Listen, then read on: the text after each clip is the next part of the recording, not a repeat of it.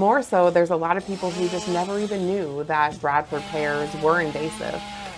So just getting the chance to spread the word and hopefully, turn this, excessive amount of Bradford pears into more of a trickle into our natural ecosystems is really what we're getting at here.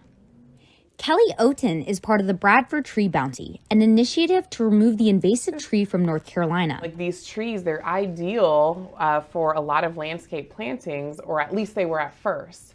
Then we started to realize that they break apart very easily. That's not ideal. They smell really bad, which a lot of people realize pretty early on, and that's not ideal. But really the biggest issue is that they can cross with one another and produce viable offspring. And when those seed get into natural areas, they can really just take over.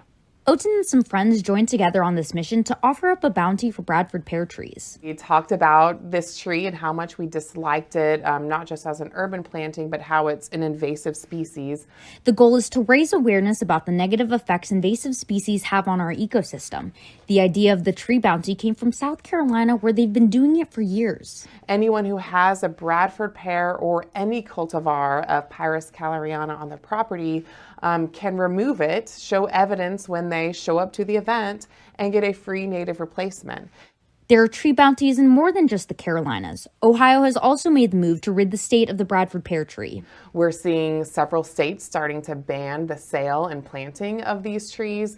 As the word spreads, more homeowners are realizing the importance of native trees in the ecosystem and learning about the negatives that the Bradford pear tree has.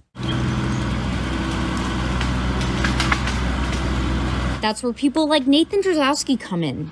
Groundsmen like him take more precautions when cutting down Bradford pear trees because of how frail they are. They're not very good of a tree. They're bad for the ecosystem. They don't really produce much healthy environment from them. So it's a good idea to get them taken out and removed. Drzowski says people should look into getting their Bradford pear trees removed as soon as possible.